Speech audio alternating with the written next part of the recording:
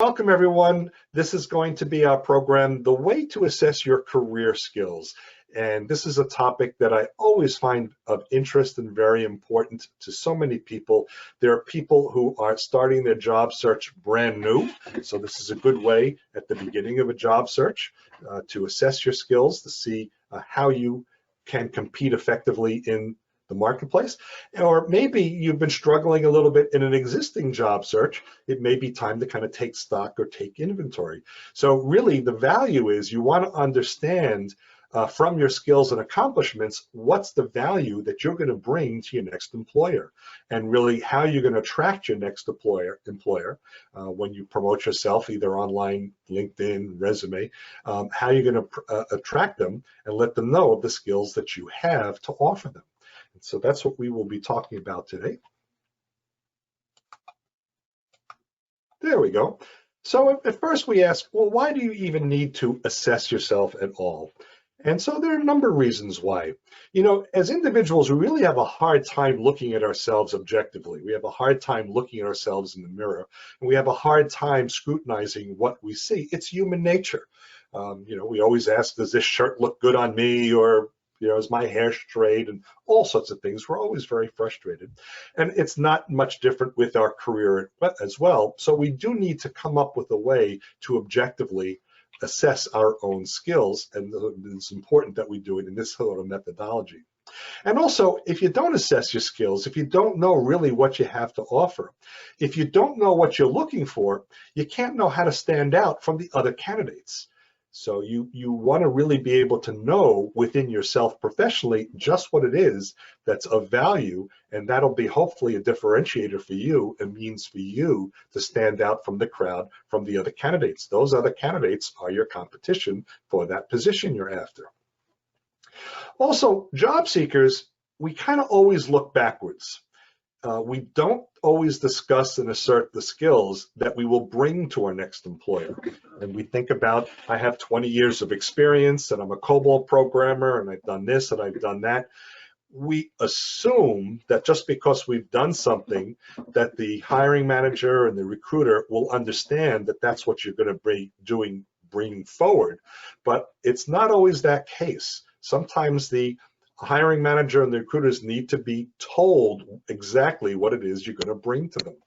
I remember that movie Philadelphia, where Denzel Washington was the attorney, and in court he would say, explain it to me like I'm a 2-year-old. Well, don't treat your hiring managers as 2-year-olds, but have the mentality that you need to explain to them specifically the skills you bring to them, not only what you have in your past. And also, if you can't know your skills, or if you undervalue your career skills, you might undervalue yourself in your future, in your next employment. You may have a less gratifying job, or maybe you'll earn less money. And so by being able to tout the skills that you have and the value that you bring to your next employer also could be much more gratifying and beneficial to you as well. So these are some of the reasons why we want to make sure we properly assess our career skills. So one thing I want to for you to think about is, don't only follow your passion. And it sounds a little counterintuitive, and it's also, I've seen presentations from others who say, follow your passion. And I'm not saying don't follow your passion, but it shouldn't be the only thing that you follow. So a famous quote, find the job you enjoy doing and you'll never have to work a day in your life. And that's a wonderful quote. Certainly from one of the quote masters of our country, Mark Twain. But also what you need to think about is, if you're really looking to find a career that will matter to you, don't just think about the things that you love, or just don't think about the things that come naturally. If some of those things are not available to you as a career, if they're not available to you as a productive career, and you need to be a bit more economically productive, you may need to also think about that.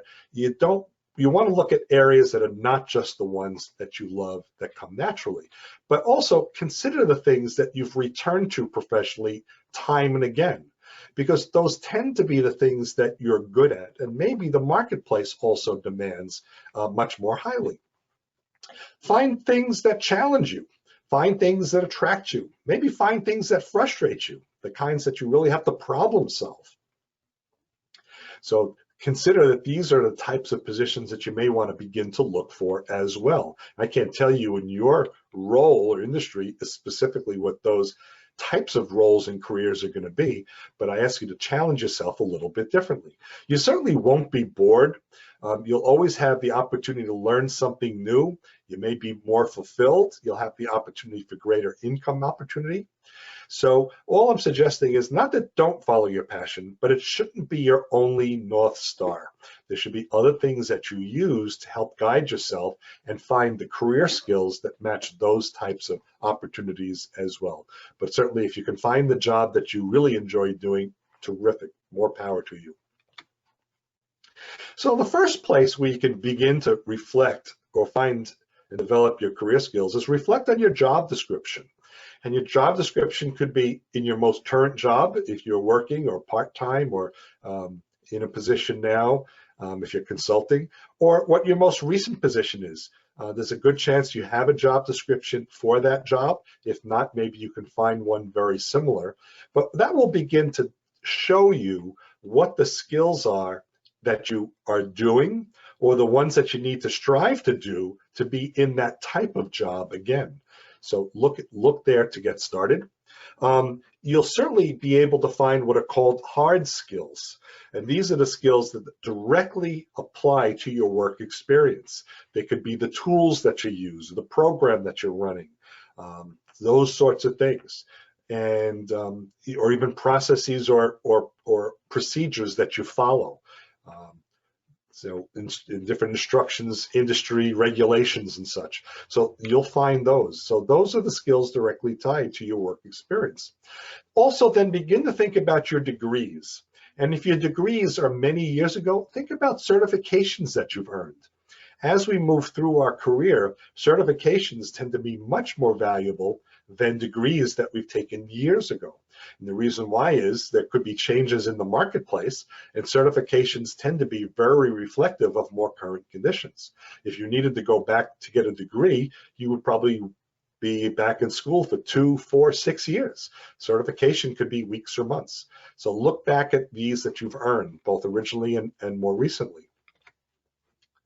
Also, start writing down your hard skills, the skills that are job related. List them as what we call SARs, not just I know Excel, I follow Project Management Institute's Project PMBOK. Don't just write those things down, and that's a good start, but list them as what we call SARs. It's an acronym. It means Situation, Action, Result. And some of you may have heard of the same type of acronym with other letters. CARS, C-A-R, which would be Challenge, Action, Result. Maybe it's PARS, Problem, Action, Result. Sometimes there's another letter in there with the letter V, SAR-V, Situation, Action, Result, Value. There's versions of this.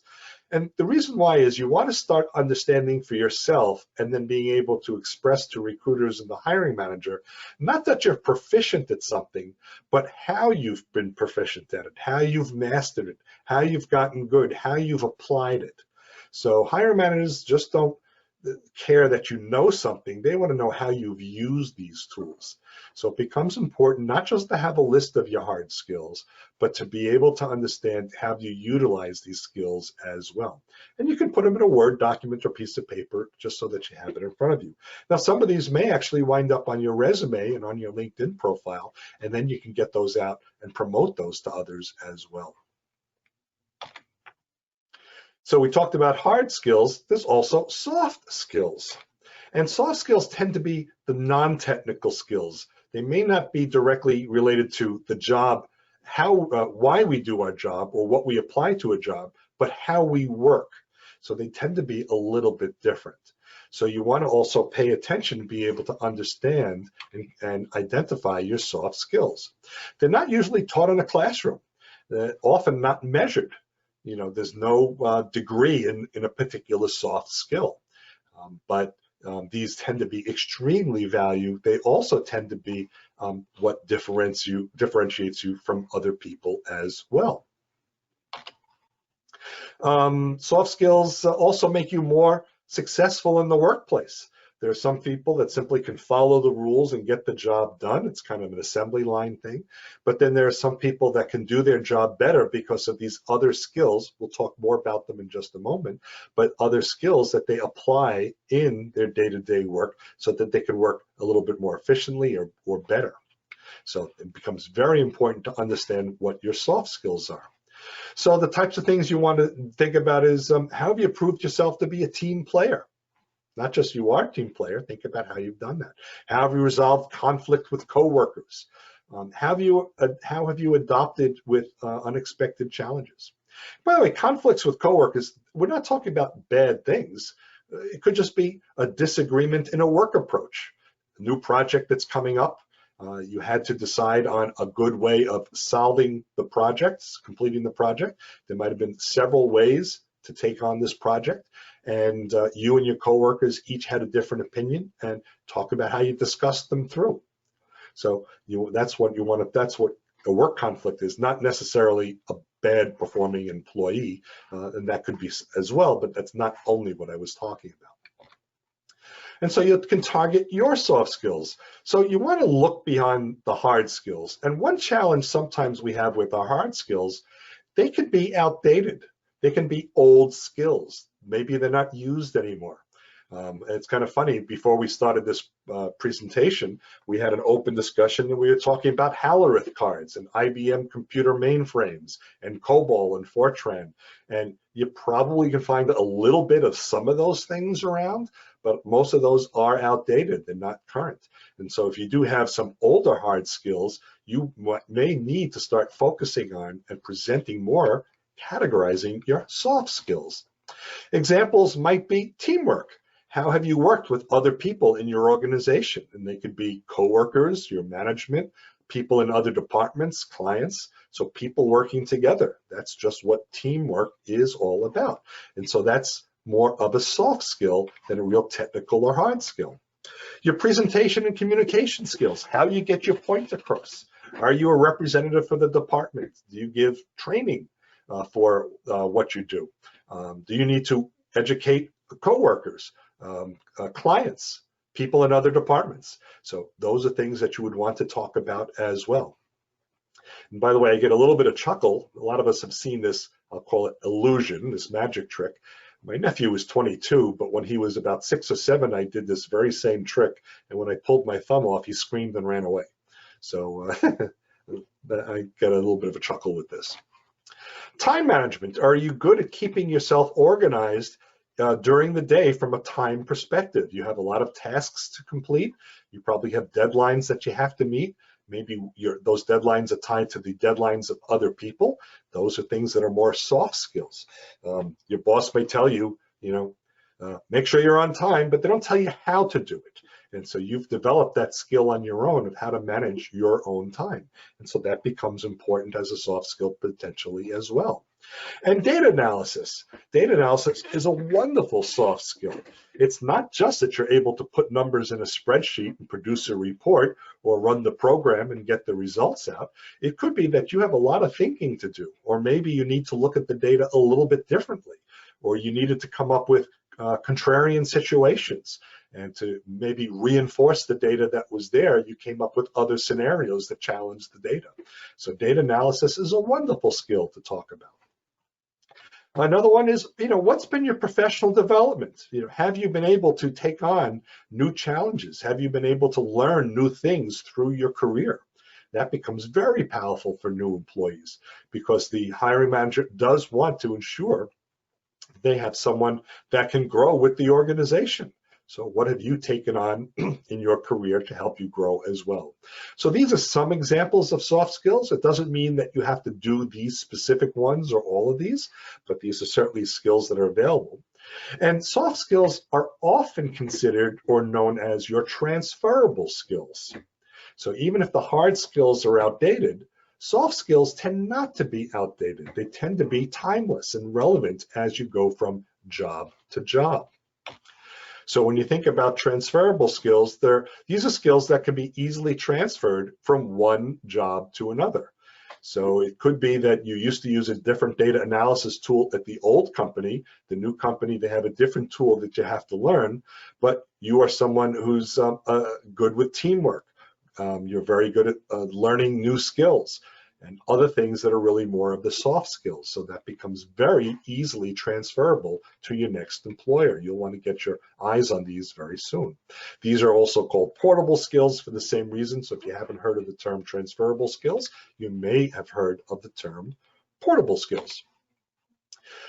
Transferable skills are terrifically valuable because they position your future value based on your prior experiences whenever you apply for any job, essentially.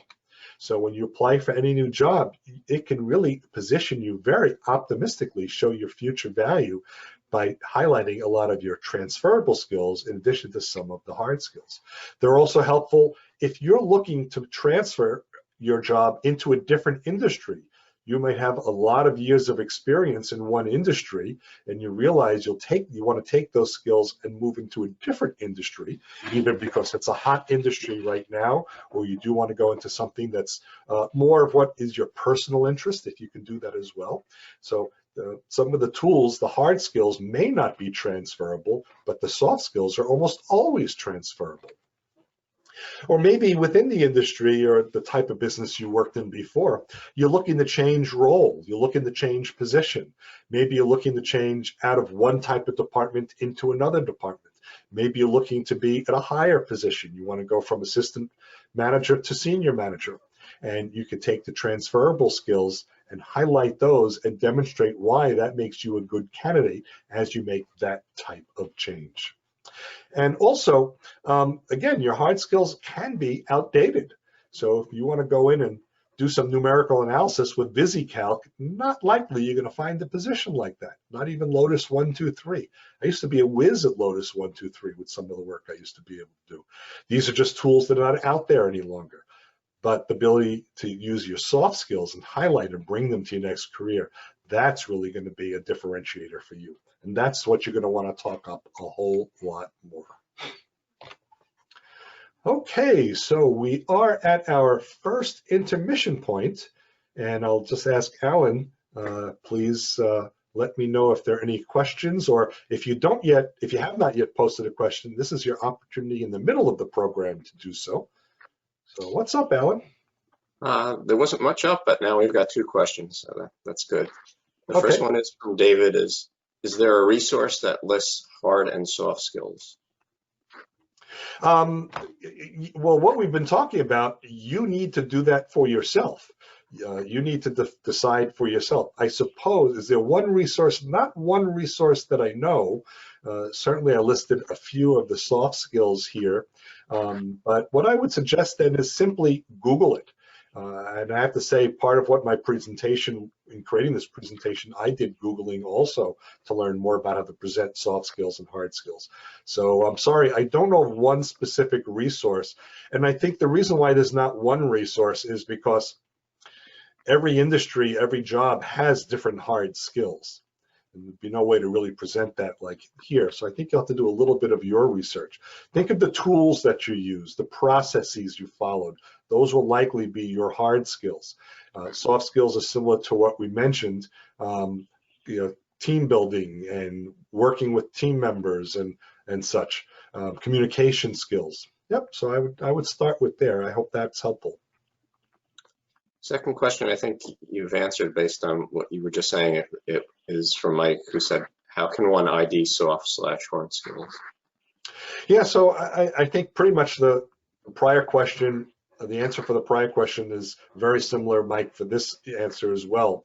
You do need to look within yourself. You do need to find within yourself, because your skills, your career path, your industry, your role are going to be a little different than maybe other people.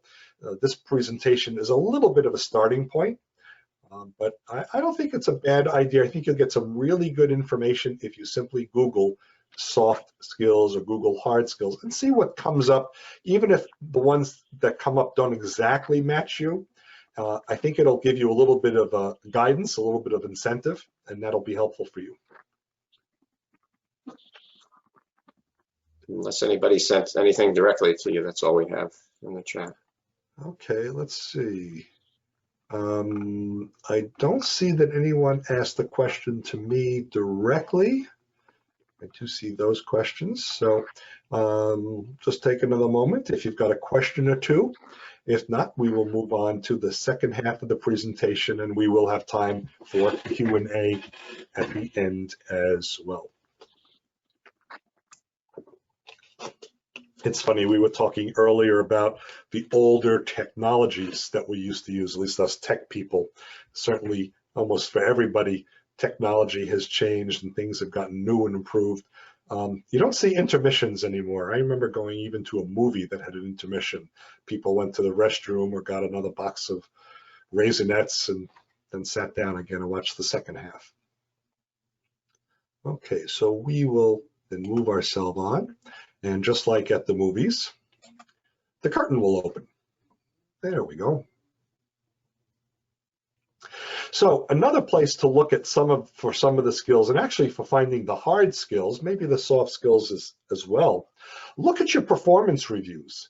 Hopefully you've kept some of the performance reviews that you've had in prior jobs. So a lot of companies do give either mid-year or end-of-year performance reviews.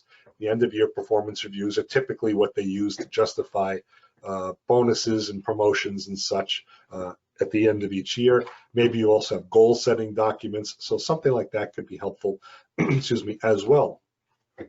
It certainly shows how your managers have appraised your performance in the past.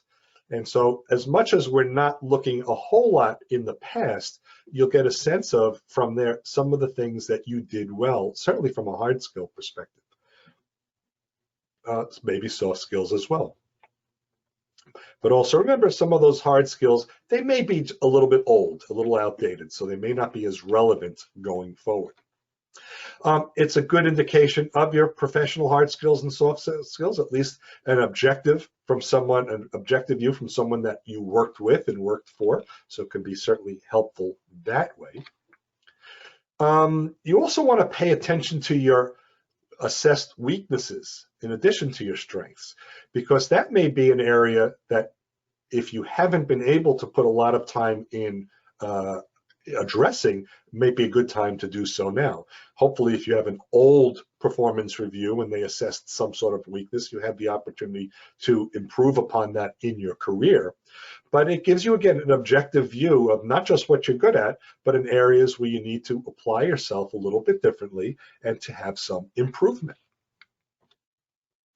And think about the improvements you've made over time, because there are certainly things we've all done, maybe from being identified in our assessment. Think about how you made those improvements, why you made those improvements. And you can even list those again as SARs, that you had a challenge to improve your communication skills. The reason was I was being considered for a promotion. That's the reason why. Here are the steps that I took. I went to a communications class, and the result was I got promoted. And so there's kind of the situation, action, result description, that you had a need, a situation, you took an action, and you had a result. So think about the ways you've made improvements over time. These are things that are also part of your soft skills, personal improvement. Also, ask others for feedback. And there are people that are being very good for you to ask for feedback, and then there will be people that won't be as effective for you for asking feedback. It's very impressive to have others endorse you. Think about any time you were going shopping, or if you're a hiring manager, anytime you were considering hiring an employee. If you've got an endorsement from somebody about that person, it's very powerful. So you want to understand from others what they do like about you and how effective you were in the workplace. So people that usually can give you pretty honest feedback, especially on your performance, maybe former clients or staff from other departments.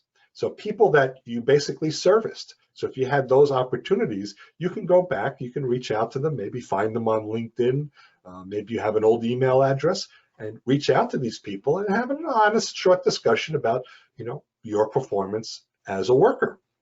Reach out to your former managers. Your managers, they were directly responsible for your performance at the job, and they can tell you objectively how you worked effectively and the other areas that you need to improve.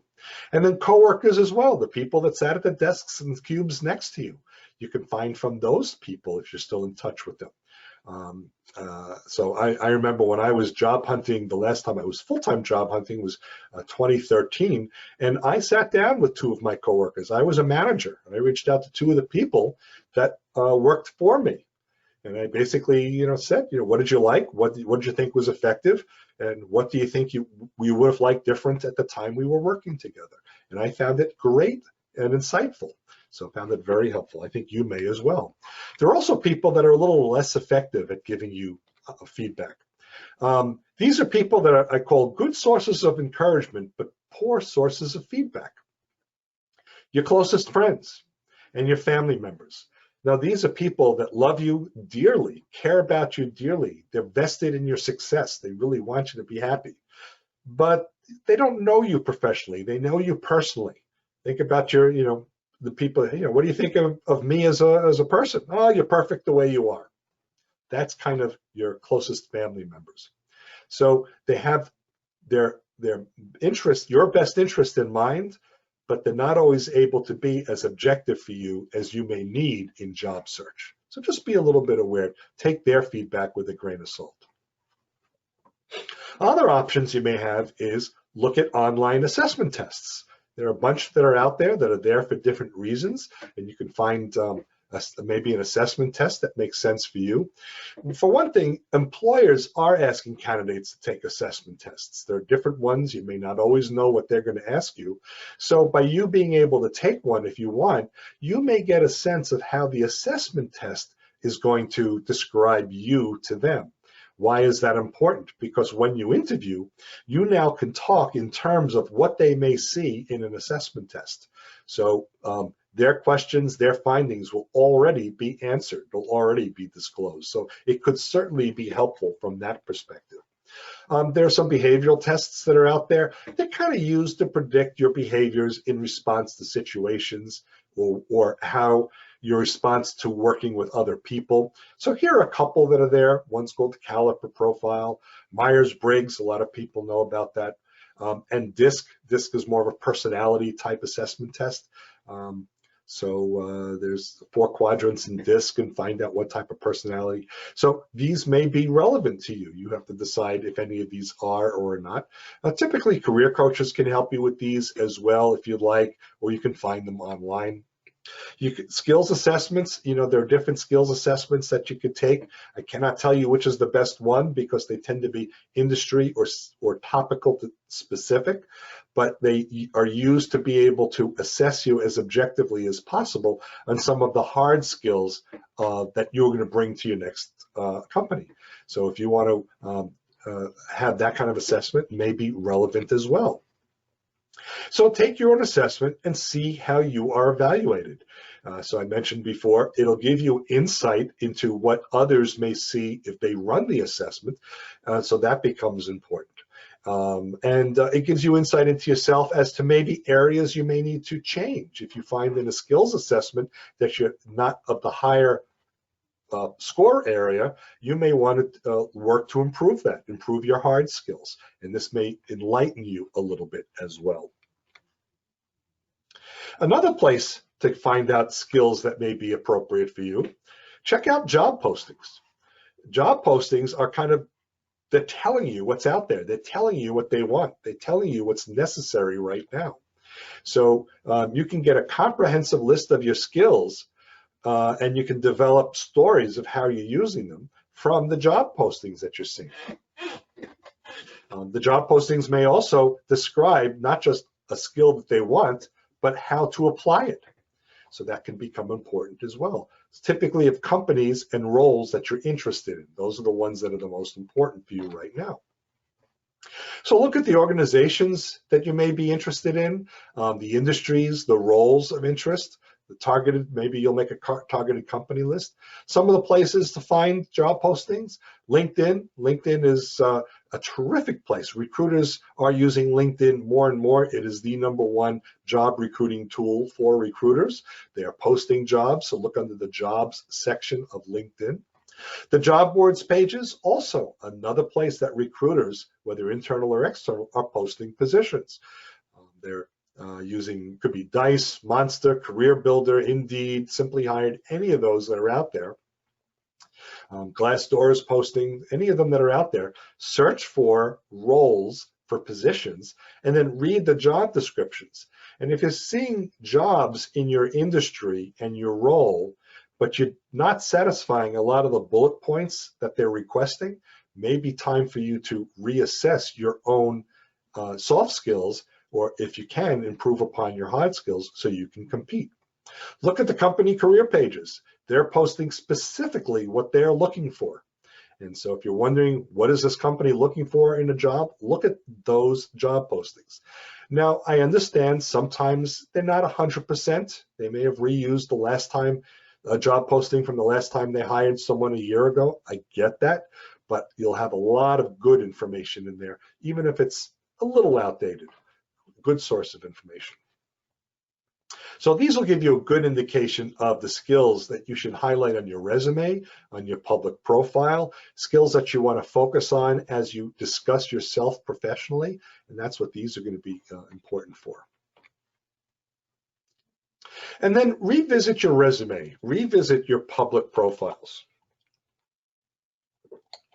And the reason why is you want to see if your resume and your public profiles are basically what you are posting about yourself on LinkedIn and job boards and on social media, maybe your own website.